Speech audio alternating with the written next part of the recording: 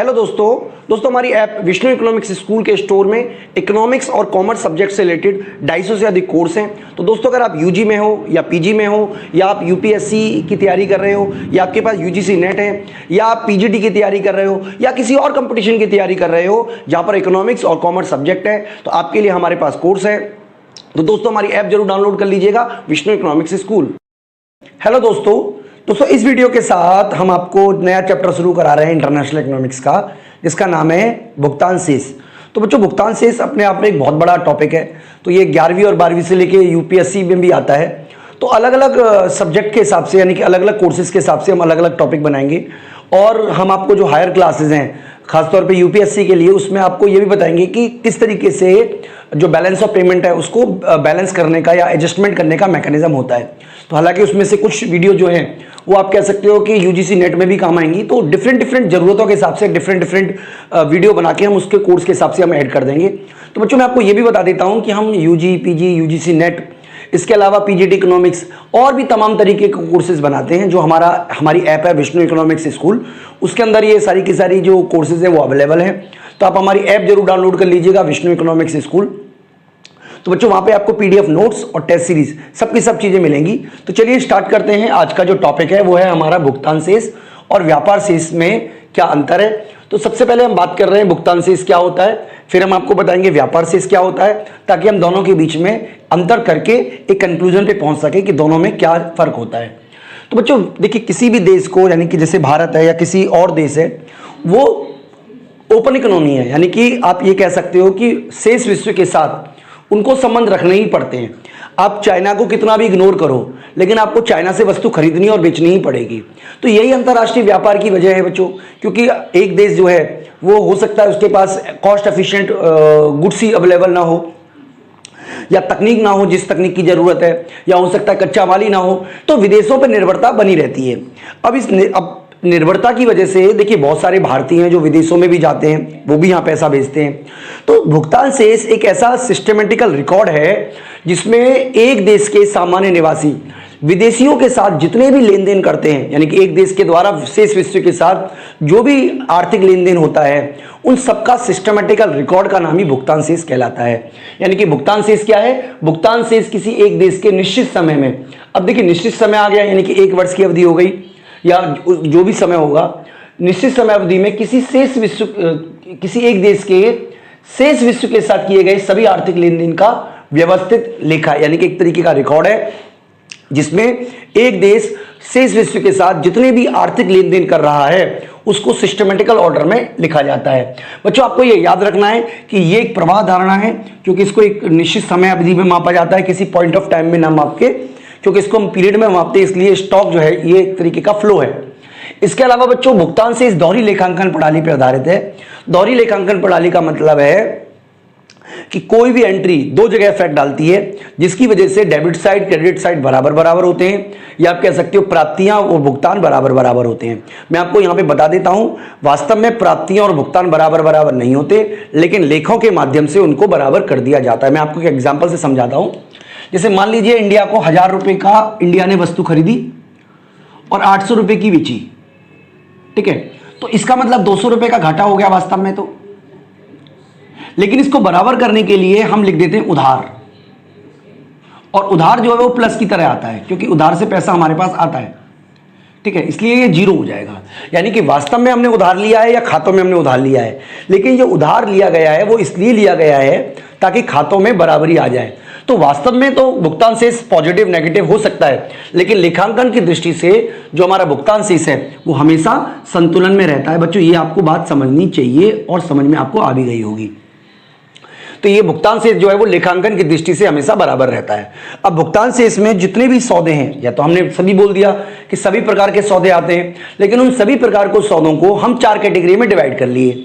सबसे पहला है दृश्यमदेय, यानी कि भौतिक वस्तुएं। भौतिक वस्तुएं वो होती हैं बच्चों जो नजर आए, जिनको छुआ जा सके, जिनका बंदरगाह पे रिकॉर्ड होता है, यानी कि जो आप बेचते हो खरीदते हो उसे टेंजेबल गुड्स होती है। इसका मतलब जिनको स्पर्श किया जा सके। तो भौतिक वस्तुएं गेहूं, चावल, मशीन, ठीक है, कलपुर्जे और भी तमाम तरीके की चीजें, mobile phone, marker, TV, fridge, ये तमाम तरीके की चीजें जिनका भी आयात निर्यात होता है वो दृश्य मदों के अंदर आ जाती हैं। अदृश्य मदों में बच्चों साधन सेवाएं और गैर साधन सेवाएं सभी प्रकार की सेवाएं शामिल हैं। अब मान लो बैंकिंग सेवाएं दे रहे हो, जहाज रानी की सेवाएं दे रहे हो, शिपिंग सेवाएं दे रहे हो, या मान लीजिए इंश्योरेंस सेवाएं दे रहे हो, तो ये गैर साधन सेवाएं आ गई। इसी तरीके से मान लो आपने अमेरिका में मकान खरीदा और उससे किराया मिल रहा है, ये गैर साधन सेवा है। इसके अलावा मान लीजिए कोई कंपनी है अमेरिका में जो लाभ कमा रही है, भारत की कंपनी है, तो भी वो गैर साधन सेवा है। यानी कि इसके अंतर्गत साधन सेवाएं और गैर साधन सेवाएं।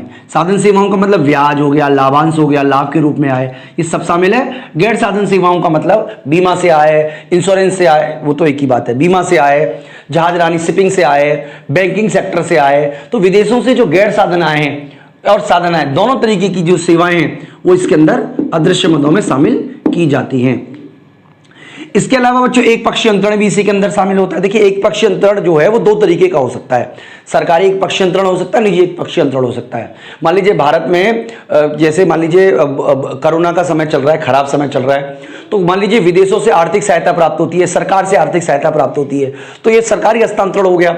और अगर मान लीजिए कोई विदेशी व्यक्ति, इंडिविजुअल पर्सन, या मान लीजिए भारत का रहने वाला कोई व्यक्ति जो विदेश में चला गया हो, वो अपने पेरेंट्स को, अपने फैमिली को पैसे भिजवा रहा है, तो वो भी बच्चों गैर हस्तांतरण, यानी कि एक तरीके से आप कह सकते हो वो भी आपका एक पक्षीय अंतरण है। तो एक पक्षीय अंतरण का मतलब हस्तांतरण आय से है। इसको एक पक्षीय अंतरण क्यों कहते हैं? क्योंकि प्राप्त करने वाला बदले में कोई भुगतान करने के लिए लायबल नहीं होता। और हस्तांतरण इसलिए कहते हैं क्योंकि एक जगह से दूसरी जगह चला जाता है बिना किसी मौद्रिक सेवाओं के बदले। यानी कि अगर मान लीजिए मैं मान लीजिए किसी को पढ़ाता हूं, उसके बदले मुझे कोई पैसे देते हैं, तो ये मेरी साधन आय है। अगर मान लीजिए मुझे कोई बर्थडे का गिफ्ट दे दे तो ये हस्तांतरण आय है, क्योंकि बर्थडे का गिफ्ट देने पर मैं लायबल नहीं हूं कि मैं भी उसे बर्थडे में रिटर्न गिफ्ट ही दूं। तो ये बच्चों आपको समझना है। यहां पे आपको तीन तरीके की मदें बताई। चौथा है बच्चों पूंजीगत मदें। देखिए पूंजीगत मदें में वो तमाम प्रकार की मदें आती हैं जिनसे किसी देश की संपत्ति पक्ष में या दायित्व पक्ष में परिवर्तन होता है। यानी कि सरकारी ऋण, स्वर्ण का स्टॉक, विदेशी मुद्रा का भंडार, परिसंपत्ति का क्रय विक्रय, ये सारी की सारी पूंजीगत मदें आती हैं, क्योंकि इन सभी के द्वारा या तो देश की संपत्ति में परिवर्तन आएगा या फिर आप कह सकते हो दायित्व में परिवर्तन आएगा। यानी कि जो संपत्ति और दायित्व में परिवर्तन लाए उसको हम कहते हैं पूंजीगत मदें। तो बच्चों इस तरीके से हमने समझा कि भुगतान से इसमें चार प्रकार की मदों को शामिल किया जाता है: दृश्य मदें, अदृश्य मदें, एक पक्षीय मदें और पूंजीगत दृश्य मदें, अदृश्य मदें, एक पक्षीय मदें और पूंजीगत अंतरण मदें। तो ये सारी की सारी मदें आती हैं बच्चों भुगतान शेष के अंदर। बात करें व्यापार शेष की, तो व्यापार शेष के अंदर केवल और केवल दृश्य मदों को ही शामिल किया जाता है, बाकी की सभी मदों को शामिल नहीं किया जाता। यानी कि जब एक देश का केवल भौतिक वस्तुओं का, केवल वस्तुओं के आयात और निर्यात का रिकॉर्ड रखा जाता है, तो इस आयात और निर्यात के रिकॉर्ड को ही हम बच्चों भुगतान शेष कहते, व्यापार शेष कहते हैं। यानी कि व्यापार शेष एक देश का शेष विश्व के साथ किए गए सभी आर्थिक लेन देनों का, गलत बोला, किए गए केवल दृश्य मदों के आयात और निर्यात का लेखा है। तो बच्चों व्यापार शेष का क्या फॉर्मूला हुआ? दृश्य मदों का निर्यात माइनस दृश्य मदों का आयात। मान लीजिए एक देश में निर्यात जो है वो 100 करोड़ का है, आयात जो है वो 80 करोड़ का है, तो 20 करोड़ का आप कह सकते हो आधिक्य होगा। ठीक है। इसी तरीके से अगर मान लीजिए 100 करोड़ का फायदा है और 120 करोड़ का आयात हुआ, तो घाटा जो हो गया वो 20 का हो गया। इसका मतलब भुगतान से इसमें घाटा भी हो सकता है, आधिक्य भी हो सकता है और संतुलन भी हो, सॉरी व्यापार से इसमें, भुगतान से इसमें नहीं, व्यापार से इसमें आप कह सकते हो कि हाँ ये लिखा हुआ, व्यापार से इसमें आधिक्य भी हो सकता है बच्चों, व्यापार से इसमें घाटा भी हो सकता है और व्यापार से संतुलन में भी हो सकता है। तो व्यापार से इसमें आधिक्य कब होगा? व्यापार से इसमें आधिक्य तब होगा बच्चों जब दृश्य मदों का निर्यात ज्यादा होगा दृश्य मदों के आयात से। यानी कि जो हमने बेचा है भौतिक वस्तुओं में, जब वो ज्यादा होगा जो हमने खरीदा है भौतिक वस्तुओं में, तो इसको कहेंगे व्यापार से इसमें आधिक्य। और व्यापार से इसमें घाटा कब होगा? व्यापार से इसमें घाटा तब होगा जब दृश्य मदों का निर्यात कम होगा दृश्य मदों के आयात से। यानी कि जो हमने खरीदा है वो कम होगा, जो हमने बेचा है, निर्यात किया है वो कम होगा और जो खरीदा है वो ज्यादा होगा। तो इस केस में भुगतान से इसमें घाटा होगा। व्यापार से इसमें संतुलन भी हो सकता है बच्चों। इसके लिए जरूरी है कि भुगतान से और व्यापार से, भुगतान से इसका में संतुलन तब होगा जब दृश्य मदों का निर्यात और दृश्य मदों का आयात दोनों के दोनों बराबर होने चाहिए। तो बच्चों कंसेप्ट को हम अच्छी तरीके से समझें, इसके लिए एक बार हम भुगतान शेष और व्यापार शेष में अंतर भी कर लेते हैं। तो सबसे पहला अंतर का आधार, चार अंतर के आधार हमने लिए हैं। सबसे पहला अर्थ है। तो बच्चों मैं आपको बता देता हूं कि भुगतान शेष में चारों प्रकार की मदें शामिल की जाती है। समस्त आर्थिक लेन देन शामिल होते हैं। दृश्य मदें भी शामिल की जाती हैं, अदृश्य मदें भी शामिल की जाती हैं, पूंजीगत अंतरण मदें भी शामिल की जाती हैं, एक पक्षीय अंतरण मदें भी शामिल की जाती हैं। लेकिन व्यापार शेष में केवल दृश्य मदों को शामिल किया जाता है, बाकी की तीनों मदों को शामिल नहीं किया जाता। भुगतान शेष एक विस्तृत अवधारणा है और व्यापार शेष भुगतान शेष का एक अंग है, और व्यापार शेष एक संकुचित धारणा है और व्यापार शेष जो है वो भुगतान शेष का अंग है। तो ये हमें समझना पड़ेगा।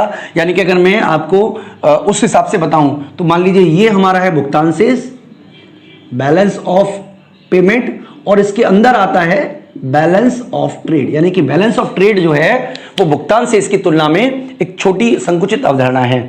बच्चों मैं आपको एक बार पहले भी बता चुका हूं, दोबारा बता रहा हूं कि भुगतान शेष जो है वो सदैव संतुलित रहता है एक लेखांकन की दृष्टि से, क्योंकि जितनी भी प्राप्तियां होती हैं और जितने भी भुगतान होते हैं वो बराबर होते हैं। वास्तव में वो बराबर नहीं होते, लेकिन उनको बराबर कर दिया जाता है समायोजक मदों के द्वारा। तो समायोजक मदें क्या होती हैं, स्वायत्त मदें क्या होती हैं, इसके बारे में बच्चों आने वाली वीडियो में जरूर आप बच्चों को पढ़ाएंगे। इसके अलावा बच्चों अनुकूल और प्रतिकूल संतुलन भी हो सकता है, यानी कि व्यापार से इसमें।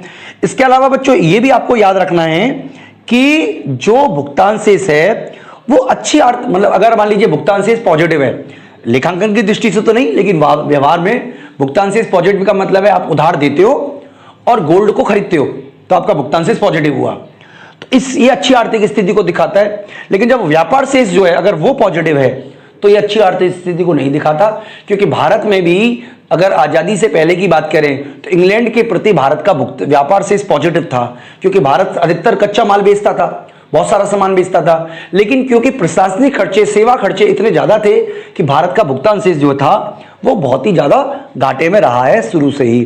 तो बच्चों इस तरीके से हमने 4 कंसेप्ट के थ्रू भुगतान शेष और व्यापार शेष में अंतर करने की कोशिश की। तो बच्चों मैं उम्मीद करता हूं कि आपको कंसेप्ट अच्छी तरीके से समझ में आया होगा। वीडियो बच्चों अगर आपको अच्छी लगी है तो जरूर लाइक करें, बहुत मेहनत लगती है, बहुत एफर्ट लगते हैं वीडियो बनाने में। इसके अलावा बच्चों हमारा चैनल को भी सब्सक्राइब करें ताकि आपको समय अनुसार जब भी नई वीडियो आए तो आपको नोटिफिकेशन मिलता रहे बच्चों। तो मैं उम्मीद करता हूं कि आपको अच्छी तरीके से कंसेप्ट समझ में आया होगा। इस वीडियो में इतना ही, थैंक यू।